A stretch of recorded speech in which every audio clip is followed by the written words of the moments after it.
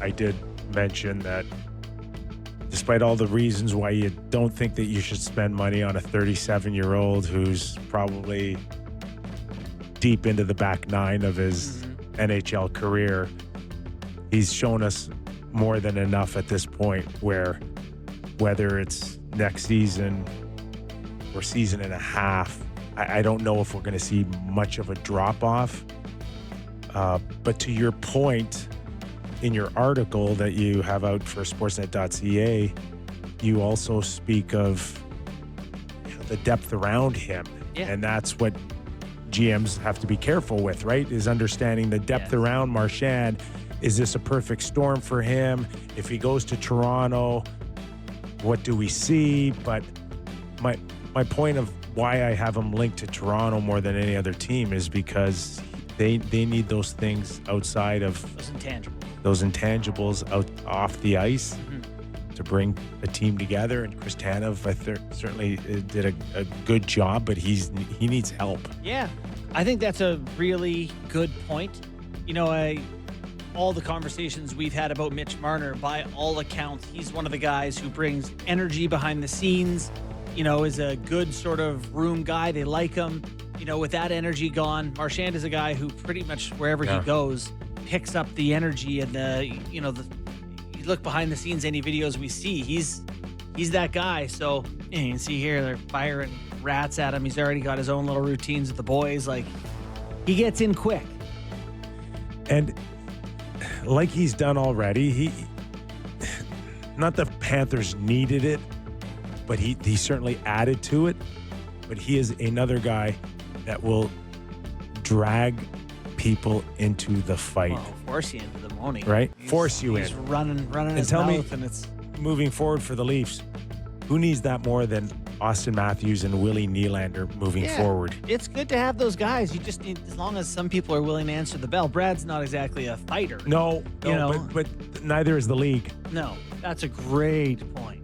Neither is the league. Nobody's fighting. So I shouldn't say no one. We just watched late game 3, but the ones that do it, and we know there's a handful of them, they usually find each other. I do think it is worth noting, like, if Sam Bennett goes somewhere, if he goes to the Ducks or he goes to the pick your team, Columbus, I don't think he moves the needle the way he does on a team like Florida, where you're surrounded by other dogs, if you will. You're surrounded by other people who protect you a little bit. Marchand has had some of that help him in Florida.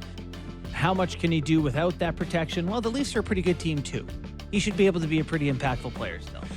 The gist of my article too as well is that if you're Sam Bennett and you do end up in Anaheim, or if you're Marchand in Toronto, it's not necessarily to win a Stanley Cup, but it's definitely there to change, and we'll use Brad Treliving's words of the DNA, the culture, I'm going to show you guys how to win. We may not win, but I'll show you how to win. You think they would go somewhere where the Stanley Cup is not the focus? Not that it's not the focus, but it's the odds still may be against it.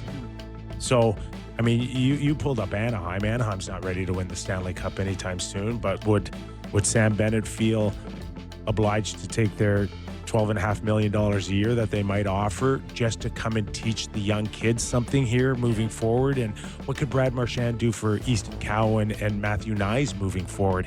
And maybe it might not end up being a Stanley Cup in 2 years, but what about the things that they will take from Brad to move forward with? Where's the value in that? Well, there is value. I think if you look at the Ducks, a great example is they tried to do this a couple years ago, and they went out and got the hard-nosed, gritty playoff guy, and they said, we'll give Alex Killorn $6 million times 5 years or whatever the Killorn deal was. And it's like, he's Alex Killorn, now he's playing on the top line for Anaheim, and they're no good. I don't know, Bennett is Killorn plus for sure. I don't see him going to Anaheim, by the way. Okay, yeah. Right? Yeah. I don't see him signing for that number, but I know you bring it up. No. I mean, that's what you'd overpay to get him to go there. Yeah, to get him somewhere that he's not. If he's just about the money. Yeah. If he's just about the money. I got to tell you, If I had 2 Stanley Cups in my pocket, and he doesn't have 2 yet, he has 1, Sam Bennett, and he'd been making, what's he been making, $5 million a year? Or I think 4, 8, I don't something know, like 4, that. 5. And then knowing it's kind of your last ticket, I'd have a hard time not saying, sure, I'll go to the Ducks for if it's 12. You know, okay, like I'm going to try to set me and my family up for as long as possible here. Well, I don't think... No, instead of taking 8 to win another cup or whatever, I've got a couple... I don't think Brad Marchand's apologizing to anybody, that he's making it clear he'll listen to anybody, and he told our Elliot Friedman that clearly about Canada. We do know that, for all intent and purposes, he was vastly underpaid. He's probably been underpaid by half of the contract. Of his career. But the last 4 out of the 8-year deal that he signed... like grossly underpaid. No, but I mean by half. Like he's been making 6, he's probably been worth 12. Yes. He's got Hart Trophy votes in 4 of those seasons. Yes. So I don't think he's going to apologize for going out there and asking for top dollar here.